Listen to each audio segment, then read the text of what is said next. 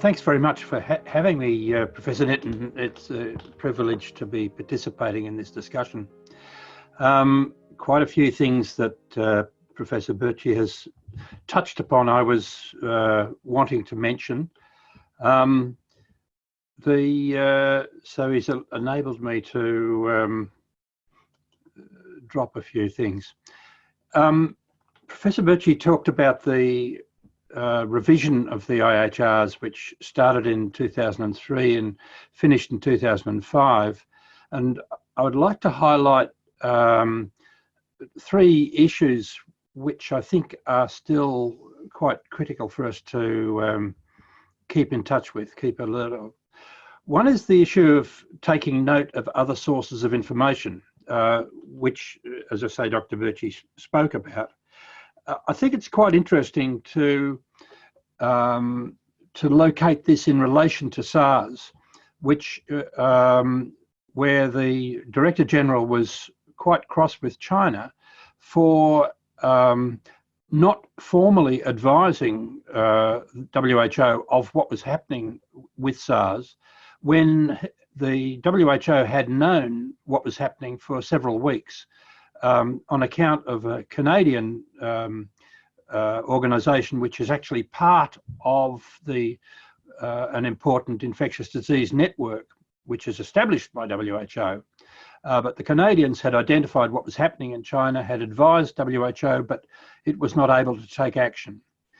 So, but it's also kind of interesting that in the development of the revised IHRs, the authority to WHO, to the Director General, to take note of other sources of information apart from what the nation state provides was actually inserted by the Director General at the World Health Assembly in 2003, really moving beyond what had come out of the Executive Board in the 5 months earlier. So it's again, it's to celebrate Dr. Brundtland's foresight that she inserted these items into this issue into the IHRs. The second issue that I want to highlight is the issue of direct on-site verification by a WHO team. In the version of the revised IHRs, which was produced by a lot of intergovernmental negotiation, there was initially a provision for, if WHO had declared the emergency, it could come to the nation state where the emergency was had, and after collaborating with the nation state, it could undertake direct on-site verification of the event by WHO teams. That was greatly weakened in 2004 and 2005 to have that the WHO must be, that the nation state must speak to WHO, but the idea of on-site verification was not there. The significance of this in the context of COVID is that the Chinese, by the 2nd of January of 2020, had accumulated a cohort of around 41 cases, which included a third of those cases had no relationship to the seafood market. But China kept on using this term, human-to-human transmission has not been demonstrated, between the 2nd of January through to the 20th of January. And WHO continued to repeat this same claim. And it was the emergency committee which advised the Director General to establish an event of international concern, a public health event of international concern. The advisory committee chose not to declare an event at its first and second meetings. And it was only on the 29th of January that the event was declared. So the capacity of countries to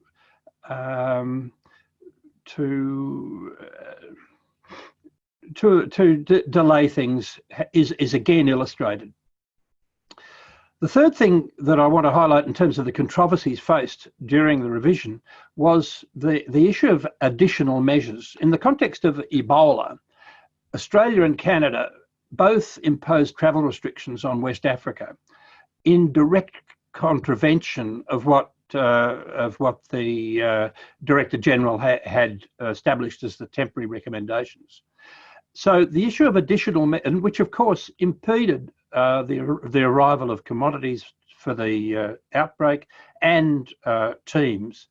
So the issue of additional measures has been a really difficult one.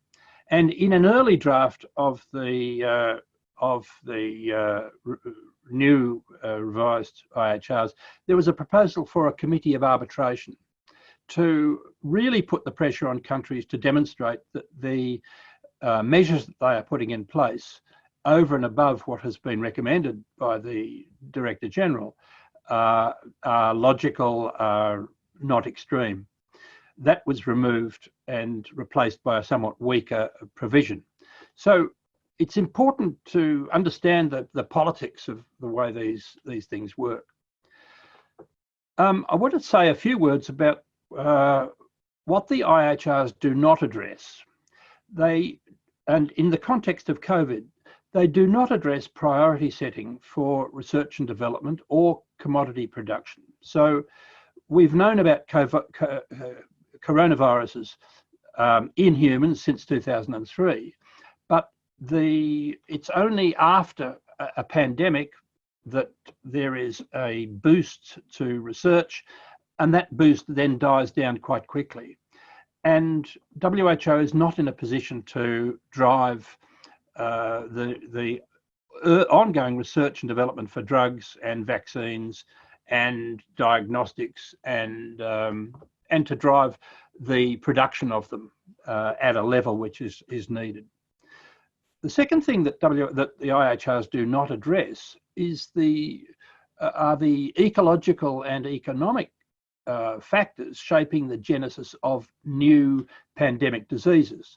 If you're looking at the H5N1 emergency in 2004, it was associated with industrial chicken raising, not just industrial chicken raising, but the virus came via the chicken. In 2009, the H1N1, the vehicle were the pigs, and Ebola, the vehicle was bushmeat and monkeys, where the continued encroachment on the forests forced increasingly poor people to rely on bushmeat and get carry the Ebola, and now bats in the context of COVID. So there's a major issue about the ecology and the economics which is not being addressed very effectively. The third thing is that pandemics such as AIDS and AIDS HIV and MERS, because they do not have a risk of international spread or restrictions on trade and traffic, they don't pass the requirements of the algorithm of which Professor Burci spoke, and therefore they are not subject to public health emergencies of international concern. So the evaluation of the IHRs really needs to be placed very firmly in the context of the full range of actions and mechanisms and institutions needed to manage communicable disease and pandemic-prone disease. Moving on from picking up a theme from Professor Burci, I think of history, I think it's important to recognise the continuing influence of colonialism in the operation of the IHRs. The international sanitary conferences of from 1851 onwards were dominated by the colonial powers, and in many respects the discourse around those conferences was about protecting the great powers from Asians. So Asians, Arabs and Africans. So the ships were coming from the east and bringing with them Asiatic cholera, and those ships had to be held in quarantine. Well, of course, we now know that cholera is a local germ associated with insanitary conditions, and but that was not being addressed. When WHO was formed in 1848, it was also dominated by the great powers, the established capitalist powers. But with the process of decolonisation from the 1950s, 1960s, the developing countries came to have a strong voice, at least in the governing bodies of WHO.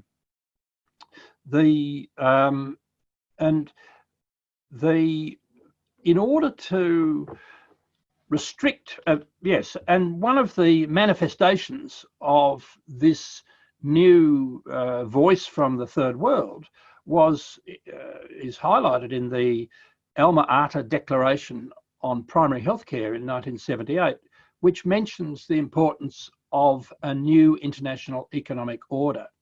So the developing countries were now saying that the economic order is part of our problem and needs to be changed. The colonial powers no longer held sway in the governing bodies of WHO, but they were able to impose a freeze on the mandatory contributions of all the countries to WHO's budget. And progressively from the 1980s to the present, the freeze on mandatory contributions has led to WHO's budget becoming 80% dependent on donors. And the donors restrict very closely what they are willing to fund, which means that while a formal budget is developed in the World Health Assembly, the realpolitik budget is determined by the donors. I note what Professor Burci has said about the core capacities and the failure of many countries to develop core capacities. I would like that to be seen also in the shadow of the remarks I've made about decolonisation and colonisation, because the countries which have not invested in developing their core capacities as prescribed by the IHRs are largely very poor developing countries. And they may well have taken a choice that if we have the money available to invest, it would be a better outcome to invest it in maternal mortality or another way of spending money on health. So I think that the failure to implement the requirements on core capacities must be seen in the context of the continuing influence of those colonial relationships. A couple of things about WHO, apart from, well, one thing, apart from the donor chokehold, the US, and supported by some of the European countries, has been driving to reinvent WHO as what you might call a multi-stakeholder partnership, including the transnational corporations and the big philanthropies. The transnational corporations carry a great deal of weight, but of course their case is being pushed by the big donors, in particular the US. The second thing about, before I leave WHO, is that I think it's really important to understand that WHO comprises two entities. One is the Secretariat, and the other is the other governing bodies, the World Health Assembly and the regional committees. And the capacity of the Secretariat is quite limited and sometimes distorted by decisions made in those governing bodies. So when you hear people say that WHO has failed or or has made a mistake, it's important to understand the ways in which limitations on the Secretariat arising from decisions in the governing bodies need to be located. In terms of studying the role of the IHRs, I think it's really important to study the sequence of pandemics that we've had, let's say, since the turn of the century. In the context of SARS, the issue was China not reporting early, and out of that came the new power to rely on other sources of information. In terms of the H1N1 pandemic of 2009, the Director General was widely criticised for allegedly overreacting because the pandemic turned out to be not as bad as initially thought. And I urge you to read the report of the review committee, which was established after the 2009 pandemic, because it provides a very useful overview of the IHRs. In 2014, the Ebola outbreak in West Africa, WHO's response was a very serious failure. And finally, the World Health Assembly agreed, after previously refusing to agree, agreed to establish a new program called the WHO Health Emergencies Program, which it should have had for long earlier. Nonetheless, it has been established, and in the context of the subsequent Ebola epidemic in the Democratic Republic of the Congo, it has performed very well, but it is seriously underfunded.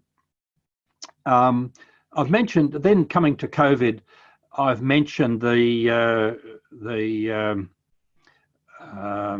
delay in acknowledging human-to-human transmission, which I think is a major issue. But there are other issues perhaps we could come to in the further discussion.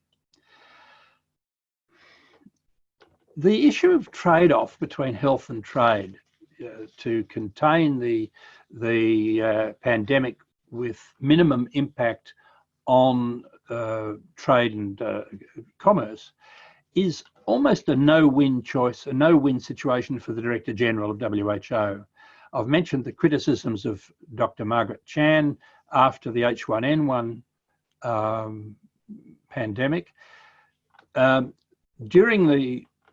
the context of developing the WHO Health Emergencies Program, the slogan of "no regrets" was frequently used. No regrets meant that if there's a risk of this becoming a big pandemic, act early and accept that you might have overreacted when it turns out not to be as severe. But the caution of the emergency committee in the context of COVID, the failure, the decision not to declare a public health emergency of international concern until the 29th of January would seem to me to be undue caution. But whichever way you go, I think as a Director General, you'll get clobbered. Finally, I want to say a word about the importance of defending WHO, and in particular, defending WHO from the United States of America, which has been the leading power in seeking to contain what WHO can do. The donor chokehold, the freeze on assessed contributions, really distorts WHO's planning and disables many of its important programs, including the underfunding of the emergency program. And it also prevents WHO from taking actions on the ecological origins of pandemics and promoting access to new medicines, to research and development on medicines, and to their availability. And the chokehold has been kept in place largely by a threat from the US to withdraw funding if the assessed contributions were increased. Undoubtedly, if the US withdraws its funding from WHO, the organisation would suffer severe damage. But if it thawed the freeze on assessed contributions and returned WHO's budget to the governing bodies rather than to the donors, it would be an important step forward for public health. I think I'll stop there and look forward to further discussion. But what I might do is to put some further reading into the chat box. Thanks, Professor Nithin.